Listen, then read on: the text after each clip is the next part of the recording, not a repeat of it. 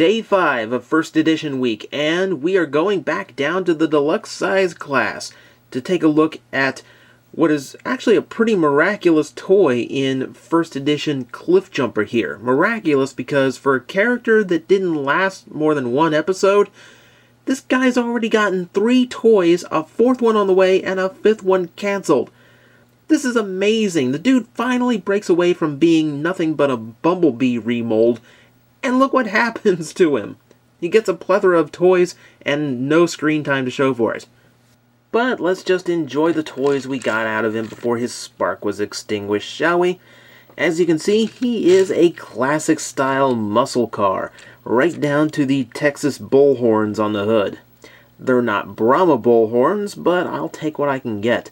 Old school grille, the double headlights in the front, here in the back, big silver bumper. No individual taillights painted on this one, though he does get plenty of extra exhaust pipes sticking out the back. Along the sides, pretty much solid red all the way through, though his extra exhaust pipes, he's got exhaust pipes on the back, and he's got exhaust pipes sticking out the side. How fast do you have to go? Seriously. Itty bitty tiny little Autobot logo painted in silver. Only on one side, too. Little spots molded for another one, but it's not actually there. You got the door handles molded in. You got the rear view mirrors again. And right down to silver painted rims. Looking quite sharp there. Not quite a normal star shape. Interesting. But, you know, he's pretty standard for a muscle car. I mean, we don't get many of these days in Transformers, and it's kind of nice to see Cliffjumper in something a little bit appropriate. You know, the whole jumping thing. Seriously, with the name Cliffjumper, can someone please do a Dukes of Hazzard repaint of this guy? I need to see it if it hasn't been done already. Again, you got some nice molding through here, though, once again, you know, I gotta point out little gap issues. Especially on this one. I mean, you see this? Yeah, no matter what I do, I can't get any of this to line up exactly right and stay there.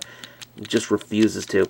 Again, this might be a problem that just exists on mine. You know, I haven't looked at galleries of this one to know if this is universal or not.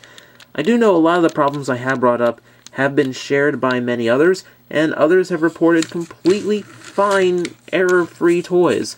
So, yeah, I really don't know. Seems my favorite thing to demonstrate is rolling, and yeah, he rolls very well. No problem there. But that's just vehicle mode. I know, you all want to see the robot mode more. Okay, let's go. Cliffjumper has one of those transformations that's easier into robot mode than it is into vehicle mode. The key problem are some of the tabs that just really don't want to fit back into their spots for vehicle mode. It's not that they're stubborn or anything, but certain tabs are a little too long, and there really isn't enough clearance to properly get them out without risking a little bit of plastic flexing. Once you get used to it, it's really not a hard transformation at all. It's actually rather pleasant, though there are a few parts that will confuse you, since not everything really snaps together that well. This is especially true in the lower chest, where things just kind of sit there. Other than that, though, it's a pretty clean transformation. So, here you go. Cliffjumper, robot mode. Is that enough? No, I know it's not. Okay, let's go over detailing. Now, he actually does reveal several details that we didn't get in the vehicle mode. No, of course, the first one is the head. We get the horns, a little bit G1-y. Very prime look still, though. Back to light piping for this one, aren't we? Hang on. And one jump cut later. Very nice. Brilliant. Not quite as good as we saw in RC and Bumblebee. It does have a little trouble in dim conditions. So, this is why I don't like translucent light piping. It's just so picky. Other detailing we have, some black going into the windshield details to make it one solid looking lump of tech, I guess. Silver on the forearms, some black stripes going across his arms, both sides, again. That's something Hasbro didn't used to do. Bravo. I think the biggest bit of detailing we need to see is here on the waist, where we've got a fake bumper going across this side, and the real headlights from vehicle mode coming up here. These don't quite click in anywhere, so I can't really position them any better than this. I mean, they're supposed to point forward according to the show model, and they just don't, unfortunately. So that's disappointing. Not really much to speak of in the legs. They're pretty much unpainted. You know, black knees and feet, and panels from the car folded together. So, yeah, not a whole lot to speak of on that one. Articulation-wise, ooh, this is always the fun part. Now, again, the neck, just like most of these, ball-jointed, though his is actually quite restricted compared to the others. Doesn't quite want to turn in either direction. It's partially because of just how long his head is, and a lot of the detailing around his neck that's hindering parts of his helmet. It's just a pretty bad clearance issue there, unfortunately. Everything else seems pretty good. I mean, you've got a very good ball-jointed shoulder, goes pretty much anywhere. The bicep swivels here. A double-jointed elbow, love those. Wrist, they do rotate, though there's not a whole lot of room to do so. No waist again, even though there was a waist swivel and transformation. Fully ball-jointed hips, plenty of room, as well as a swivel there. Doesn't quite go that far, though. Got a fairly good knee. And this time you do have an ankle tilt. We finally got one. So you can have him in a few poses that the others might not be capable of. So all around, pretty decent for a deluxe. I've seen better this week. However, still pretty good. Now, if we want to actually add some firepower to him, he doesn't have any accessories. However, opening up these panels from transformation, we can fold out. Well, we can if we turn the wrist inward to fit. We can fold out triple barrel cannons. This is good on both sides, painted silver. Very cool. It's actually the first one here that can actually correctly transform an arm into his in-show weapon. Very cool.